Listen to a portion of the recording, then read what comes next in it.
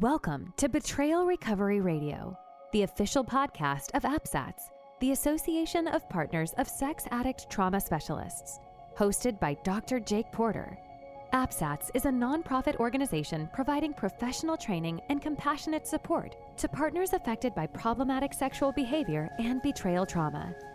In each episode, Dr. Jake guides a conversation of enlightening insights and practical tools to empower those affected by sex addiction and betrayal trauma to use their voices and live their values.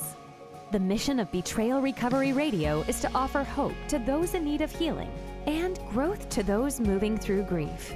And now, here's your host, Dr. Jake Porter.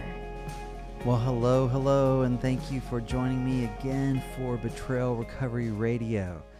I am so excited to be here and get to talk to you about today's topic, which I really want to do today something a little different than what I've done so far on our podcast.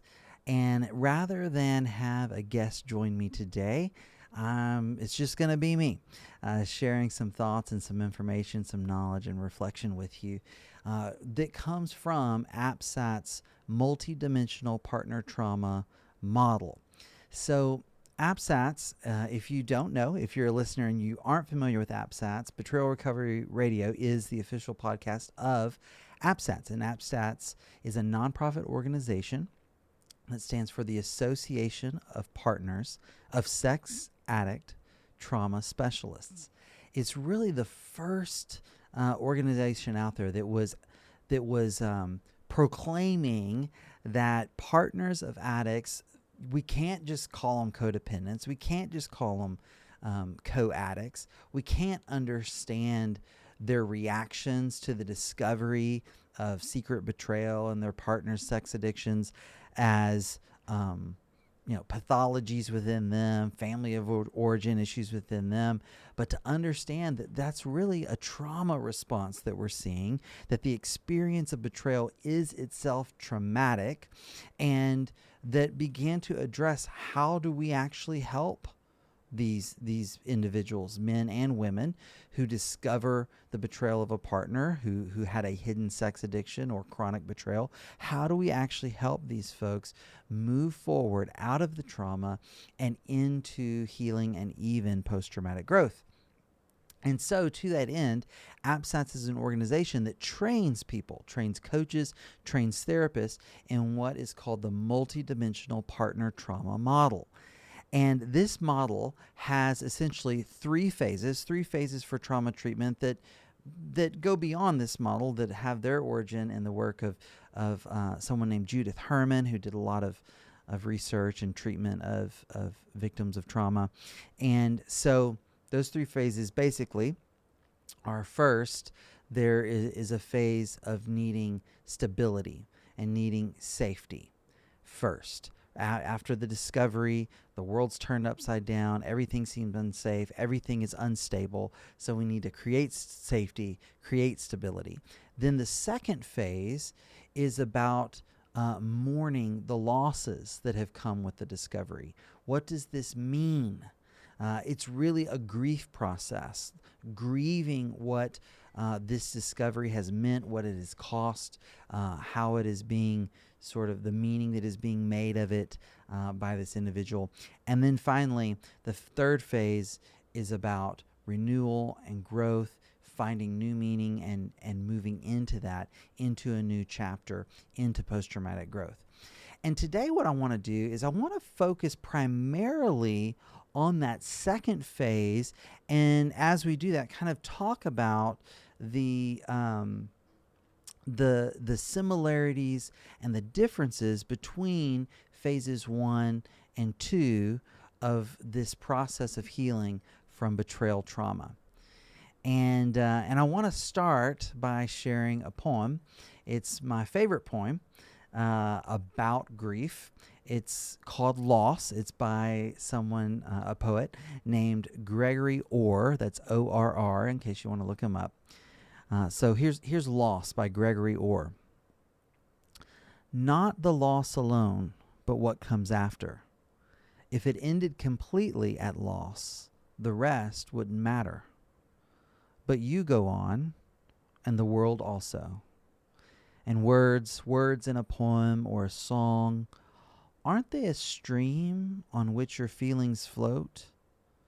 Aren't they also the banks of that stream and you yourself the flowing?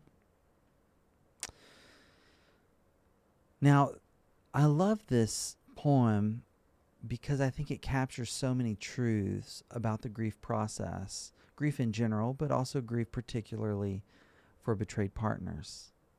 And so I just want to point out a few things from it that stand out as we get started here.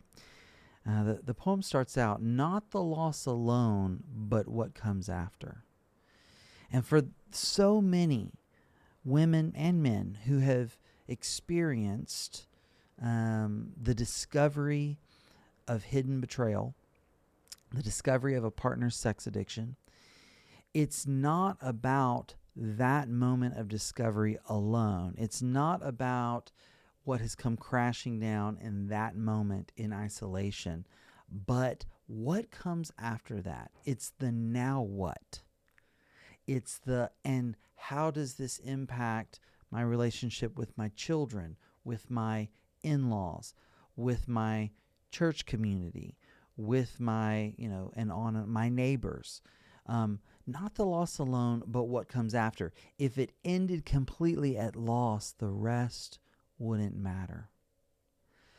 You see, for so many who've been betrayed, life doesn't stop right there. They have to keep going. If life ended at the betrayal, which I've had partners in excruciating pain cry out, understandably, with angst, kind of asking their God, why, oh, why would you have me go on and live this way? But I think that's important to understand. It's what comes after the initial loss and the devastation that this person has to learn now to navigate. The poem goes on, but you go on and the world also. And so you continue moving through time. You continue moving forward, developing, being and becoming, and the world alongside you. And sometimes in light of the shattering of your reality, you want to say, hey, hold on, tap the brakes here. Hold on, I can't keep going. How can you keep going? How can, maybe even looking at the one who did the betraying and saying, how can you keep showing up and performing at work? How can you keep interacting with our kids like that? How can you go and act like that at church when this has happened? And the world just keeps moving and they keep being carried along as well. The second half of the poem has a little bit of a shift and a little bit of a change in focus. It reads again, and words in a poem or a song, aren't they a stream on which your feelings float? And here, this is talking about the power of words, the power of narrative, of story, be it a poem, be it a song, to be a vehicle and an expression of what's happening as we and the world have to continue on in light of this loss and in light of how the world didn't completely end at that point. And the power of words as that vehicle for expressing our feelings floating on these words. We're going to talk a lot later in this podcast about the power of words and your story to move through grief. And then the final lines of the poem sort of shifts that metaphor of a stream. It shifts it slightly. So listen to these final words. Aren't they also, they being the words, aren't they also the banks of that stream and you yourself the flowing? So the words go from being the water in the stream on which our feelings float to the banks of the stream in which we're flowing. And so what that's talking about there is words acting as a container, right? Words containing the reality. Words acting as those banks that allow us to keep moving forward. So it's not spilled out everywhere, but there's there's a direction, and there's forward movement. And there is so much power in words, in story, to carry us forward in this process of grief. So that's what we're going to talk about today on Betrayal Recovery Radio. We're going to talk about grief. We're going to talk about the elements of grief, the stages of grief, not as you necessarily heard them taught before. We're going to talk about the power of words and different ways of leveraging that power for healing, for processing of your feelings, for giving direction and shape to your own process of mourning. All right. Now, I want to just say this is going to get a little bit heady at times. I can't help it. If you didn't know this about me, in addition to being a licensed professional counselor and coach, I'm also a college professor, a seminary professor. So I teach at the master's level and doctoral level as an associate professor of counseling at Houston Graduate School of Theology, which is part of Kairos University. And so I'm going to kind of go full-blown professor mode here a little bit at various times. Look, if you don't grasp it all, that's okay. Keep going forward. And at times you may not like what I have to say, especially if you're earlier on in this process than that stage that I'm describing. That's okay too. I want you to take really good care of yourself. If that means you have to turn me off, okay? But my hope is that the knowledge that you can gain about grief and the grief process and how it relates to betrayal trauma, that knowledge will empower you to move forward in your own healing journey. All right? Okay. So I'd like to start off just with some basic terminology, okay? Some basic terminology. And I'm going to give you a few different words to learn here. And the first is bereavement, okay? Bereavement. Now, I grew up in a small town in the Texas Gulf Coast, went to a little Baptist church growing up, and this little Baptist church had all kinds of committees, right? It had the nursery committee. It had the flower committee. So the flower committee was in charge of making sure there were fresh flowers in the church every Sunday, right? Nursery committee, staffing of the nursery. All these different committees. There's the hospitality committee, and the hospitality committee would host the dinners on the ground after the service every so often, and that kind of thing. Well, there was also this committee called the bereavement committee. And what the bereavement committee did was they would prepare, plan, and sometimes host a meal after a funeral. So if someone in the church had a loss in their family, a parent died, a spouse died, something like that, the bereavement committee would step in and host this meal after the funeral was conducted.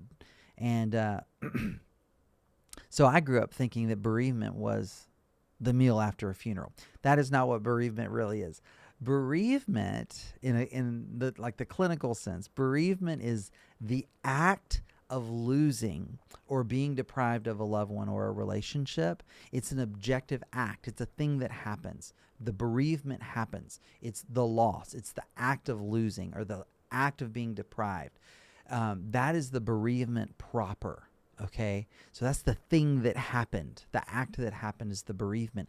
And then grief, properly understood, properly defined, is the process whereby we react to the bereavement. So the bereavement happens, the actual loss happens, and then we react to that loss with grief.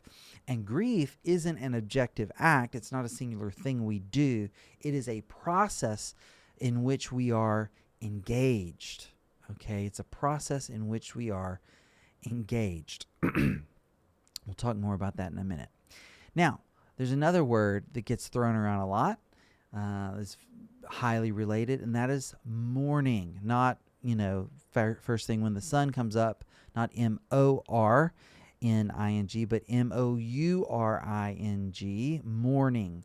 And mourning is really the cultural response to grief and bereavement. This includes rituals and sort of overt processes for coping. So different cultures have different ways of moving through the grief process. And those rituals, those ways of moving through make up mourning.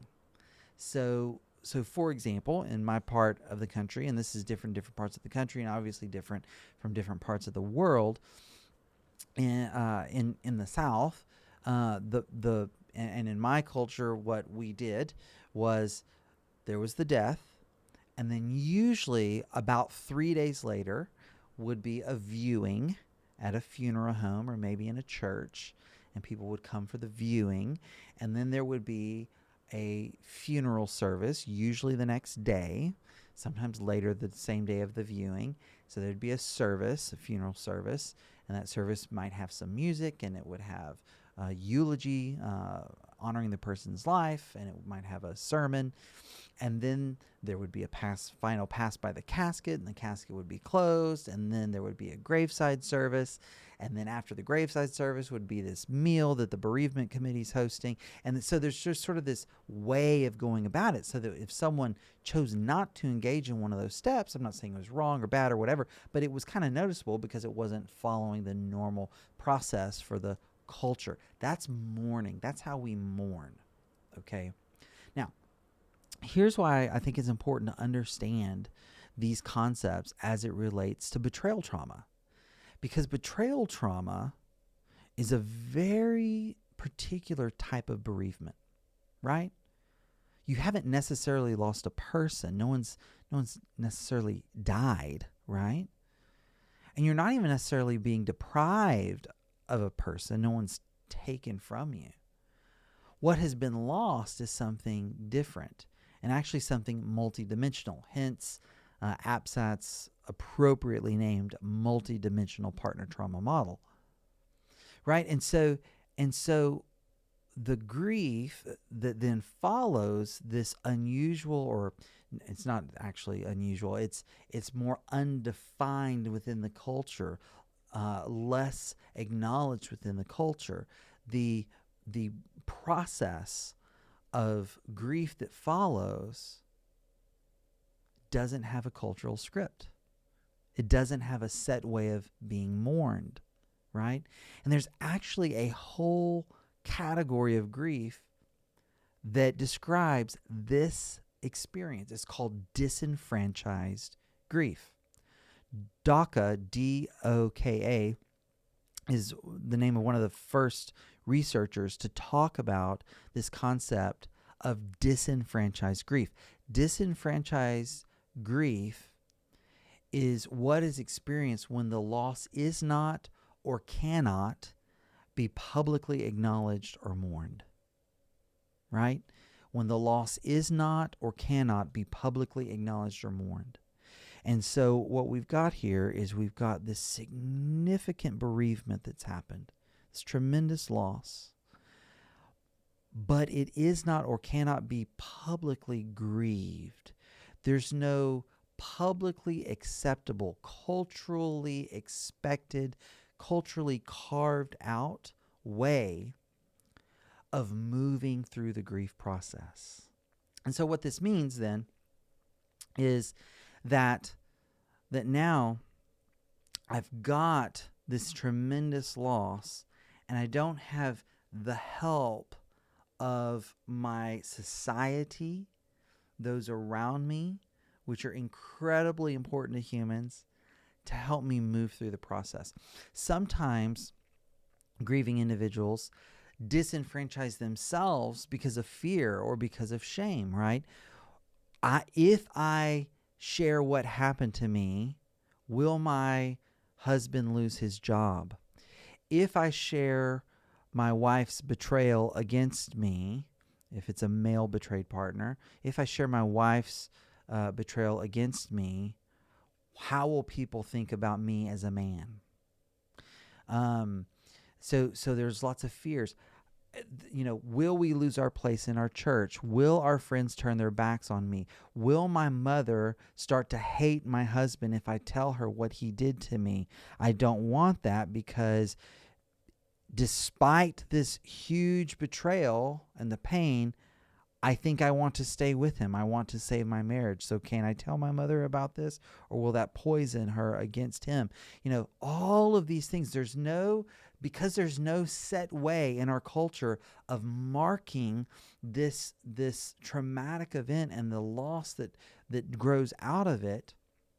There's fear about what would it be like to grieve this publicly, to bring this into the light, or there's shame.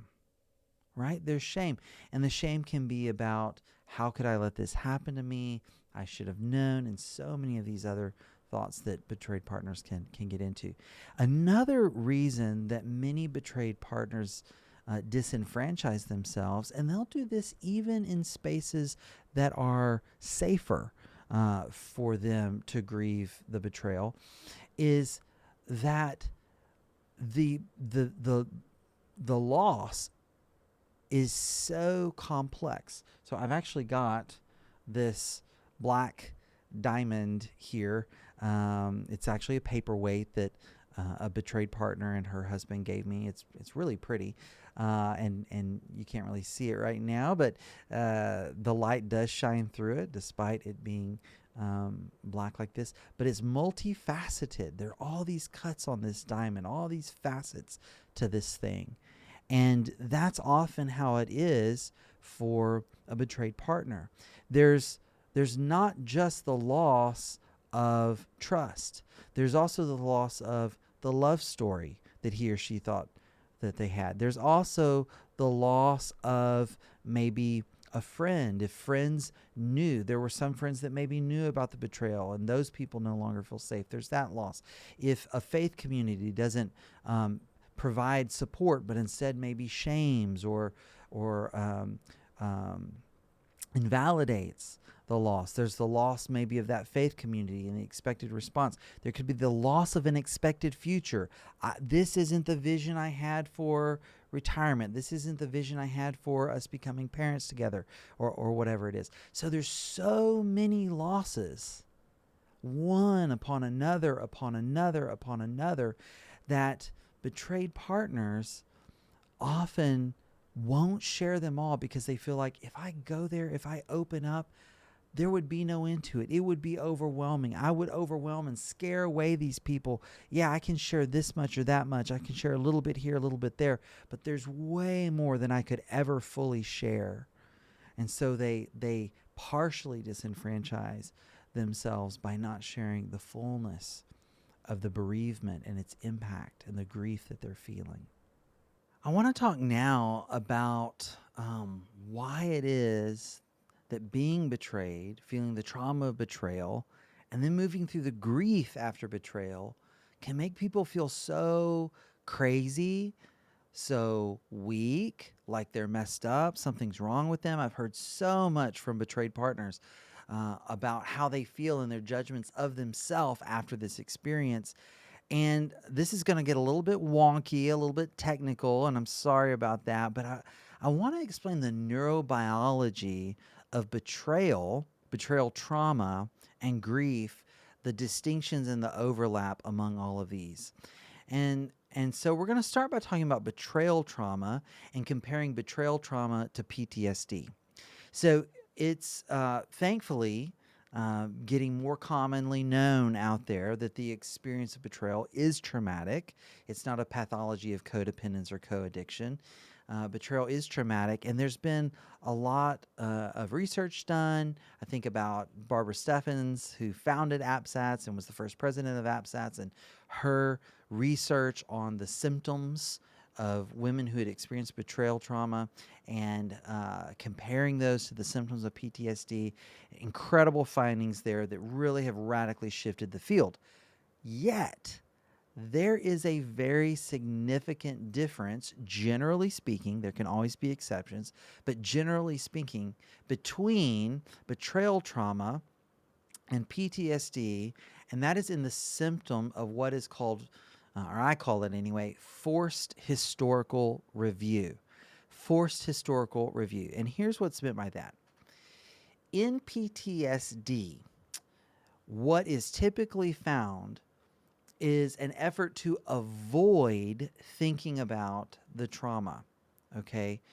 And so, even in the DSM, the Diagnostic Statistical Manual, which has the criteria for different mental health disorders, within the criteria for PTSD, there's a whole category on avoidance. That's how predominant avoidance is. But with betrayal trauma, what we actually see is something different.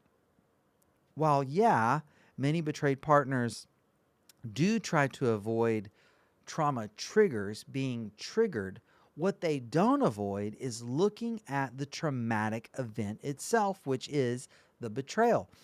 In fact, what we see is a sort of forced historical review.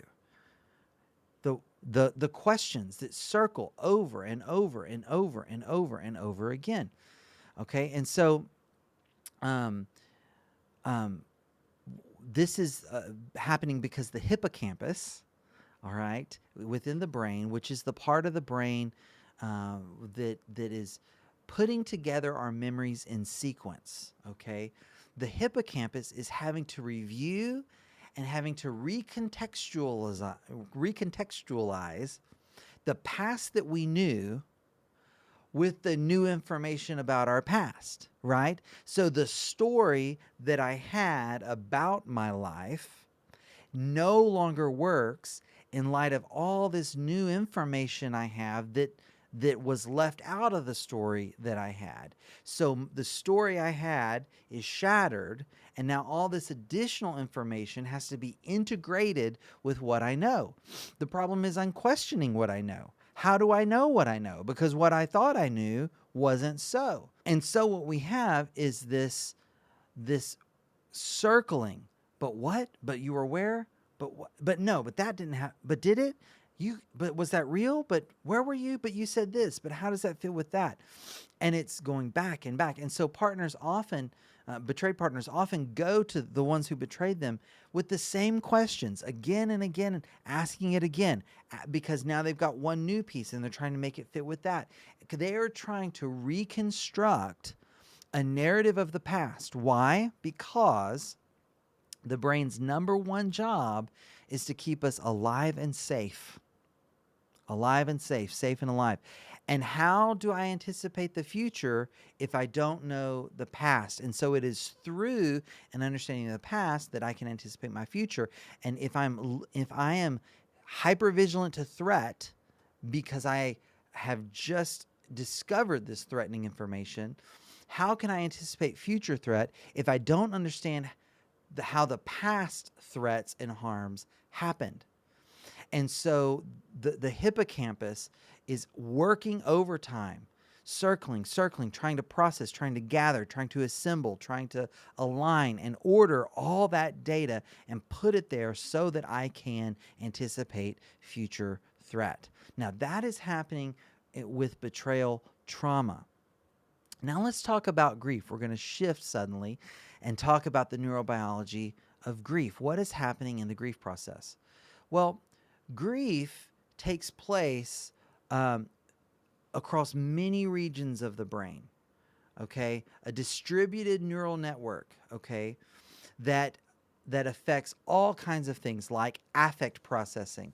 That's how you feel what you feel in your body, how you know and experience what you're feeling in your body. It affects the neural network that's a part of mentalizing, which is the basis of like empathy. Me understanding what you're thinking, anticipating what you're thinking, being able to empathize with you. Episodic memory retrieval, so being able to recall certain things and events, being able to process faces, the processing of other visual imagery, autonomic regulation, so going into fight or flight, regulating myself, coming up out of numbness, all of that, and the modulation and the coordination of all of those functions that's all part of grief. Grief is flowing through all of these parts of the brain affecting the functioning of these parts of the brain. In fact, what we see is that there is less connectivity among the different parts and these different systems in the brain as a result of grief. It's like it's been rattled kind of loose, and so there's not the efficiency there that there should be. And so what's happening there is there's this bogging down and this fogginess and this slowness and this sense of detachment, but also it's coupled with this intense feeling that I have a hard time regulating and that sort of thing. And that's what's happening in the grief process neurobiologically. Now, so we talked about betrayal trauma with that hippocampal review. That's very different than what I just described going on neurobiologically with the grief process. But where's their overlap? Well, there's some very significant overlap neurobiologically, and it comes back again to that hippocampus, okay? The hippocampus. So there was a study that was done of bereaved parents in China who had lost a child to China's one-child-only policy. They did fMRIs on these parents, and they found atrophy in the left hippocampus. So that left hippocampus severely affected by the bereavement, by the loss, the grief. Interestingly, when they compared of those people in the study, those with PTSD and those without PTSD, there was no significant difference. So what that means is this hippocampal effect connects from the trauma experience through the grief experience. Okay, and so the review of what is this thread that goes through the initial trauma, and even when you come out of that initial trauma place. So again, think about those phases in the APSATS multidimensional partner trauma model. Phase 1, safety and stability. That's where there's still more hypervigilance, lots of triggers, lots of need for safety and structure and boundaries and all of that. And then you get that in place. You move into phase 2. There's increasing safety, increasing stability, movement into the grief. What continues through that is this hippocampal review process, though there are some significant shifts in what's happening. So in the trauma process, in phase 1, when the brain is seeking safety and stability, the review there is about what happened. Give me the data. Give me the files so I can order them in this file cabinet, okay, so that I can sequence them, so that I can have a story, all right? That is initially what's going on. That's the first part. I want to know what happened. Give me the data. This is why the disclosure process, the process of a full therapeutic disclosure, whereby the one who did the betraying, whose acts were hidden and kept from the betrayed partner, in an appropriate way with the support of trained professionals, it gives the betrayed partner a full disclosure, a full accounting of the betrayal, of what happened at an appropriate level of detail and all that good stuff. And so that data is given, and I have seen it happen overnight.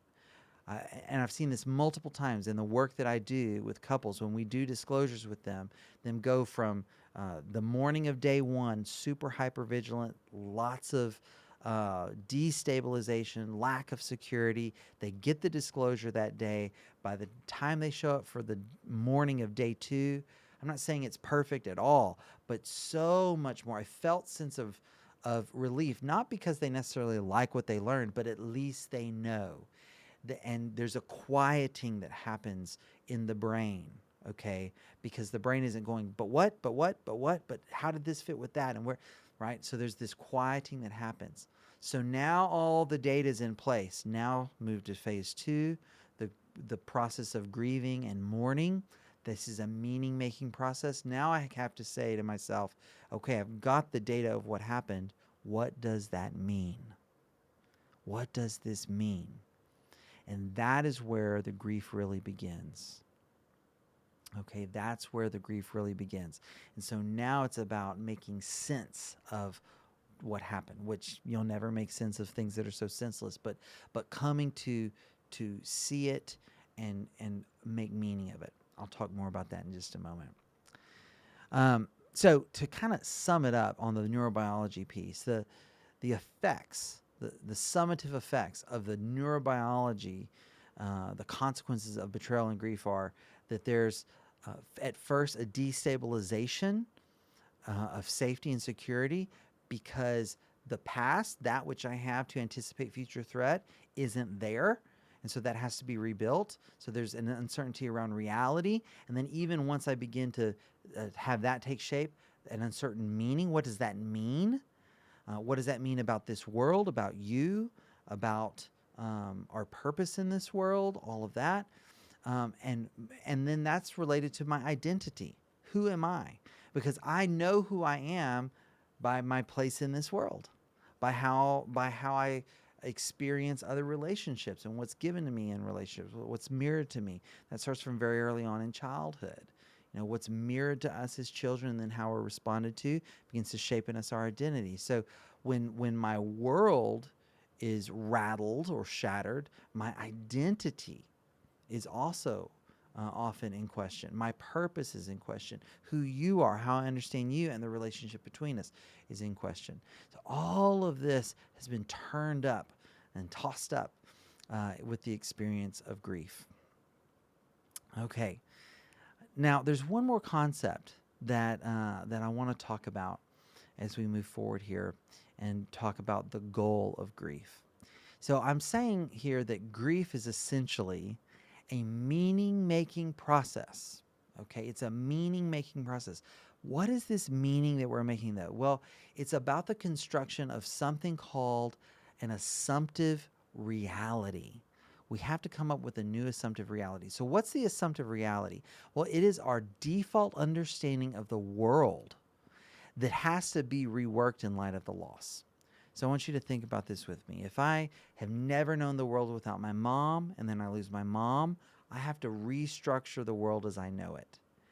If I have counted on my partner for years, even decades, and had a certain assumption about the world in which we habit and my relationship to this partner, and they're such a huge part of my world, and then I find out that wasn't true, I have to come up with a new understanding of the world, a new assumptive reality, a new default understanding of what this world is and how it works. And I want to say this doesn't necessarily correspond to length of time. I've worked with betrayed partners who had been with the partner with the addiction, or the partner who committed the betrayal, for 5 decades, 6 decades. I've worked with partners who were only in the relationship for 2 years, 18 months, 2 years, 3 years. And let me tell you something. That does not necessarily affect the extent of the trauma. Why? Because if I have given myself over in my assumptive reality over to the idea that this person and I are it, we've got one another's backs, we're both all in for life, and my life is going to look a certain way, it's still the change of an assumptive reality. And I'm going to make this analogy. If someone loses a child at, 8 months, a year, 18 months, 2 years, 3 years, no one thinks, oh, well, it's not that bad. At least the kid wasn't 20 years old, because then it would be really bad. No. Why? Because when the moment that child comes on the scene, the assumptive reality of the parent shifts around that child being, kind of the center of things, or a center of things at least, right? And it's the same way in any relationship that becomes a primary relationship. And so the loss is not, and the sense of loss and the trauma and the grief that follows does not necessarily correspond to the length of time that the person has been in that relationship. So the goal of grief is that in light of the shattered reality, assumptive reality that I had, I have to construct a new one. I have to formulate a new story, a new narrative that negotiates a new sense of this world and who I am in this world, my place in this world, my place with you if you're still in this world of mine. And so in the context of relational betrayal, grief requires a story that answers these questions. What is this world?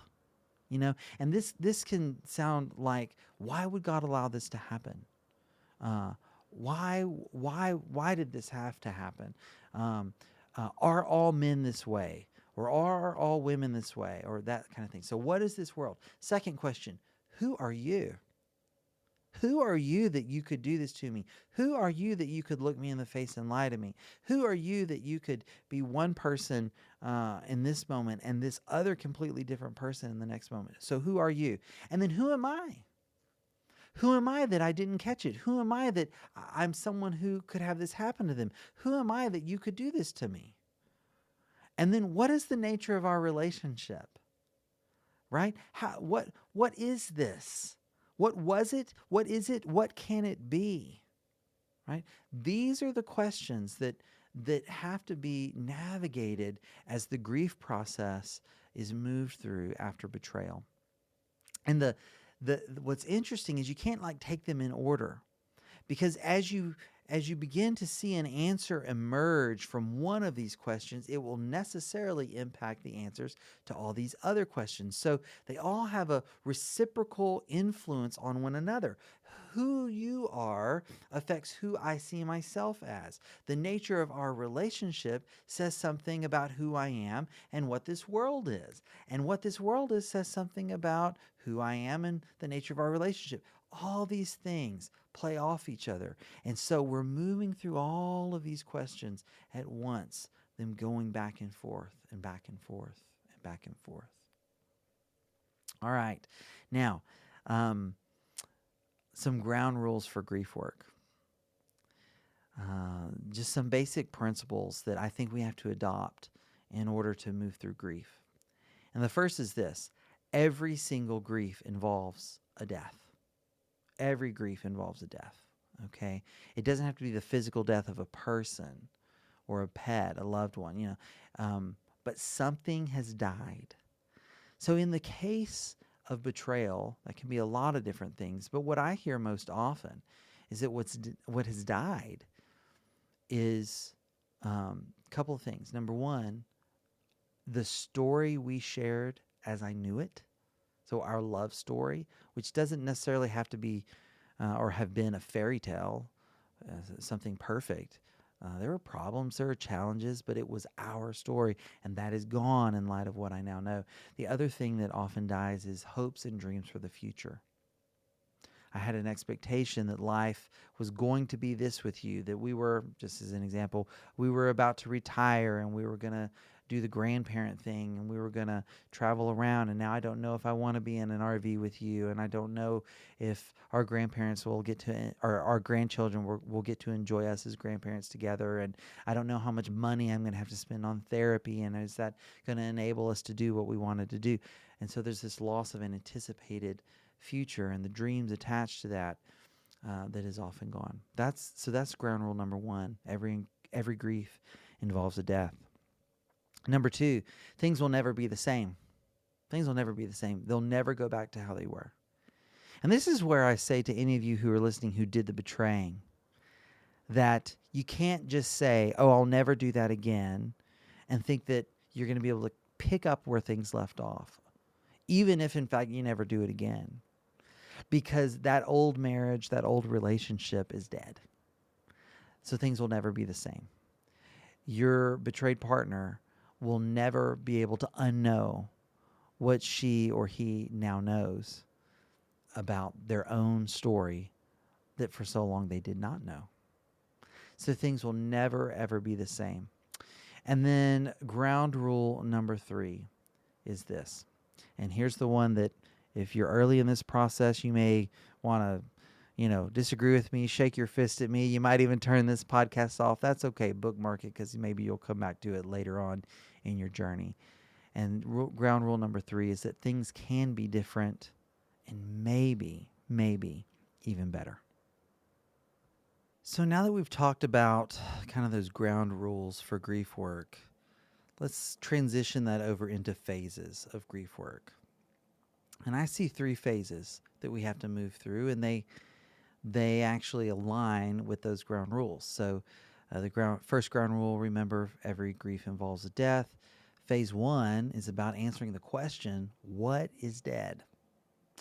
The second ground rule, things will never be the same. So phase 2 is about what is new, answering the question, what is new? And I want to be clear about this. Asking what's new is not expecting the answers to all be good, all be pleasant, all be sunshine and rainbows. Sometimes what's new are really hard things. And then the third phase of grief work corresponds to the third rule.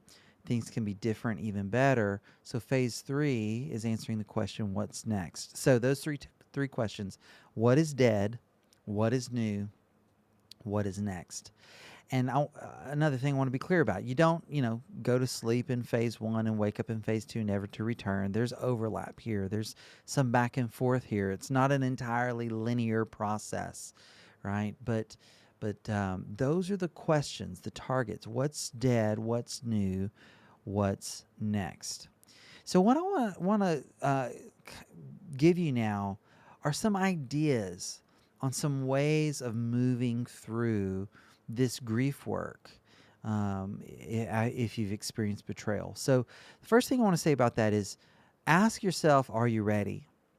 And here's some markers for that. If you're still living a lot of your life in that state of hypervigilance, hyper arousal, like your nervous system is on fire, on edge, if you're still experiencing lots and lots of trauma triggers, then you may not yet be ready to start grief, because it sounds like there's still a need for safety and stability. That first part of the APSATS model, safety and stability. So what additional boundaries, what additional support, what additional self-regulation and grounding tools might you be able to use to begin to lower some of that reactivity? And then what I think you'll begin to notice is a transition from trauma triggers to what I call grief waves. And here's how I distinguish between those two. When I talk about trauma triggers with someone, I kind of put my hands up around my head and kind of shake it like it's up here. It's this in my mind, like on alert. My eyes are darting back and forth. I'm looking around. I'm hypervigilant, kind of taken outside of myself and just looking all around for the threat. That's trauma trigger versus a grief wave where I'm going to put my hands lower down in my body. It's a deeper experience of more like pain, a deeper experience of loss, a deeper experience of sadness or fear or even anger. Okay, but it's not that ringing, hypervigilant, in my mind, racing thoughts kind of thing. It's a deeper, it wells up within me.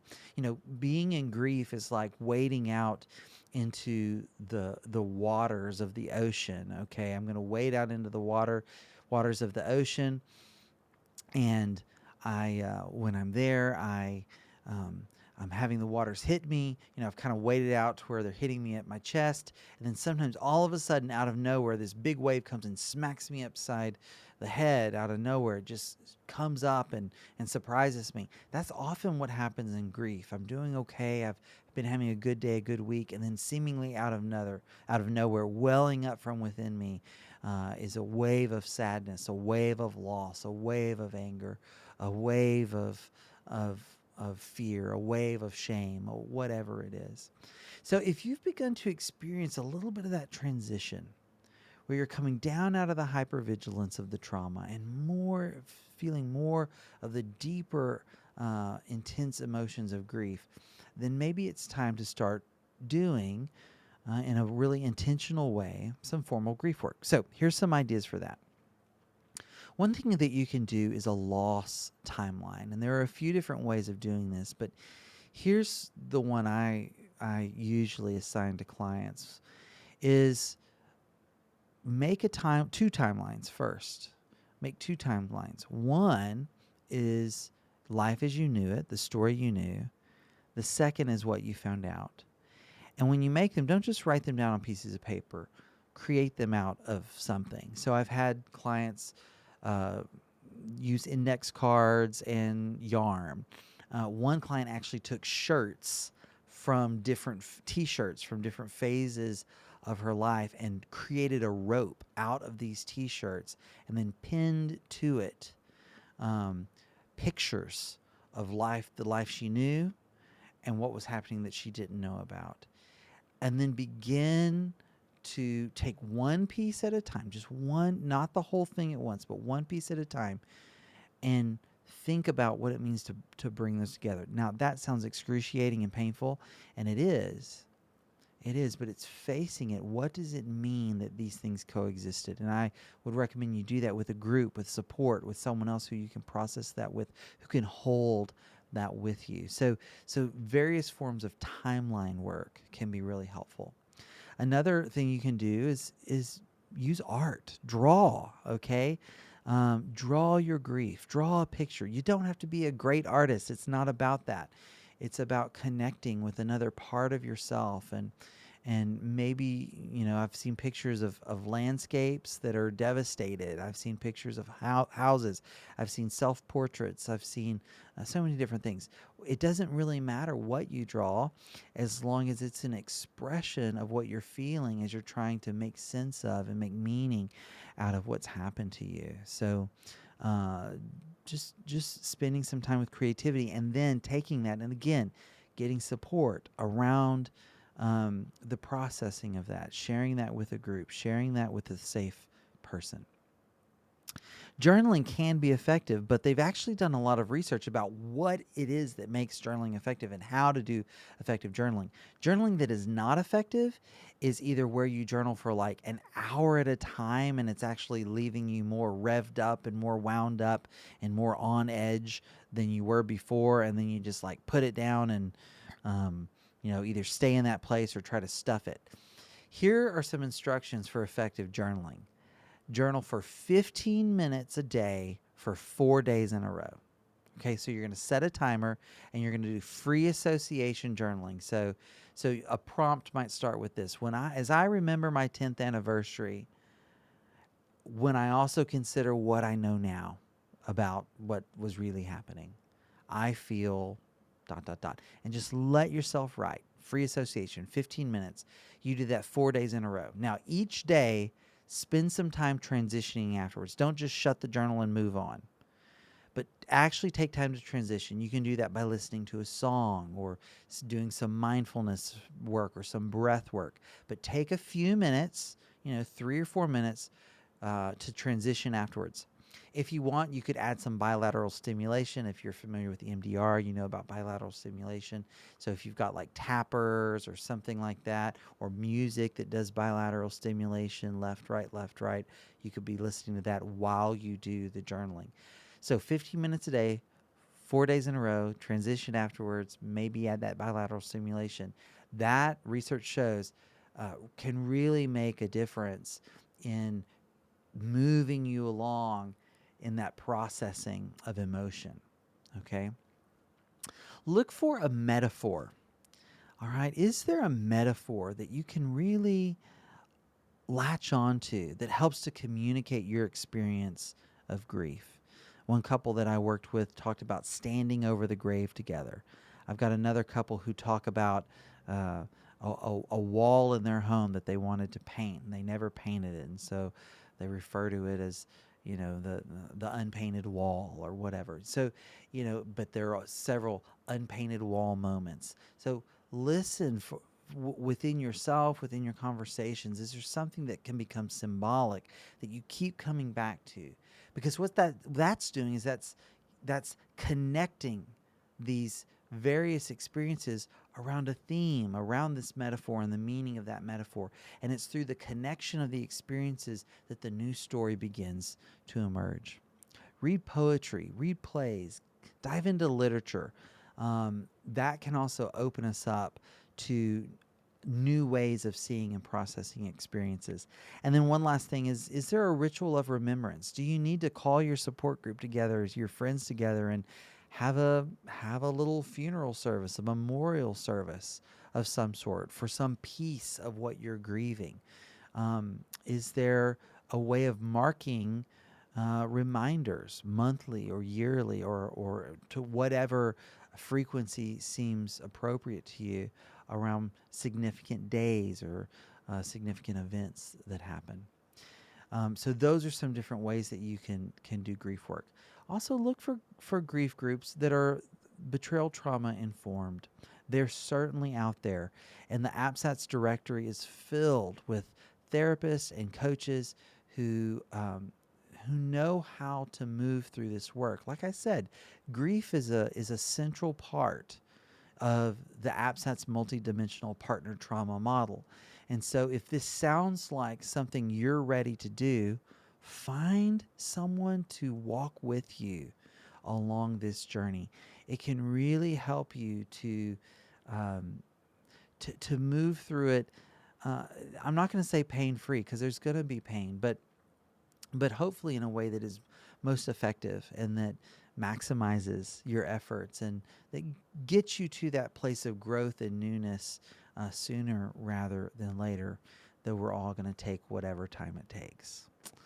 And listen, maybe you've been listening and you think, I want to know more about this, and this is something that maybe I've already gone through it, but I've never thought about it this way. Maybe I'd like to lead other people through this. Well, hey, if you're someone who thinks that you might want to work with those who've experienced betrayal trauma, maybe you would want to consider taking the APSATS Multidimensional Partner Trauma training.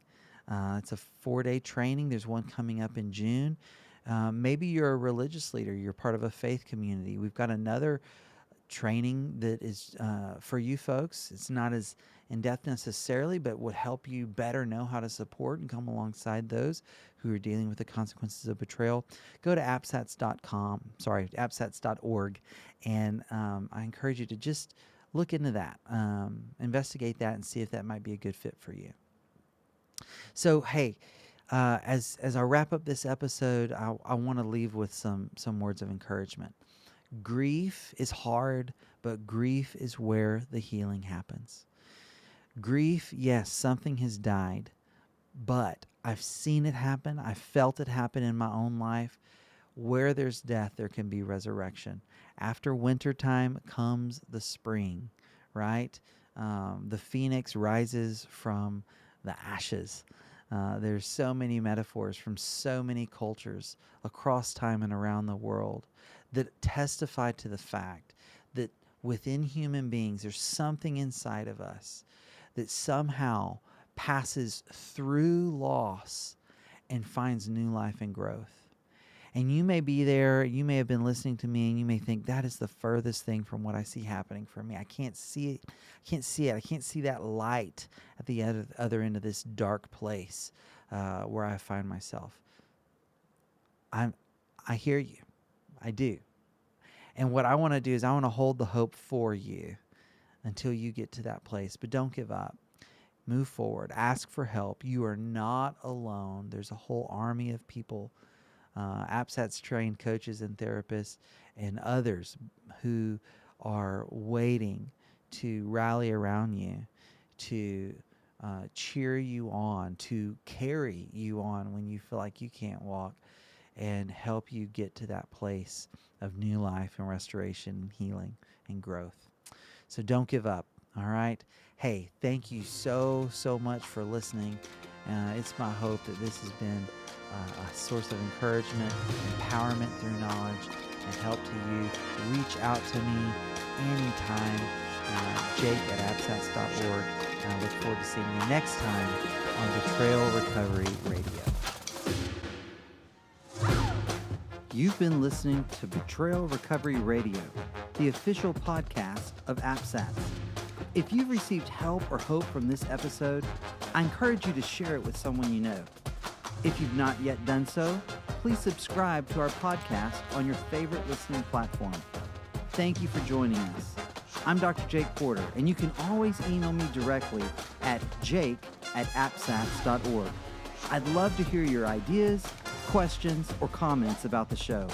Until next time, keep choosing to use your voice and live your values. It's good for you and for this world.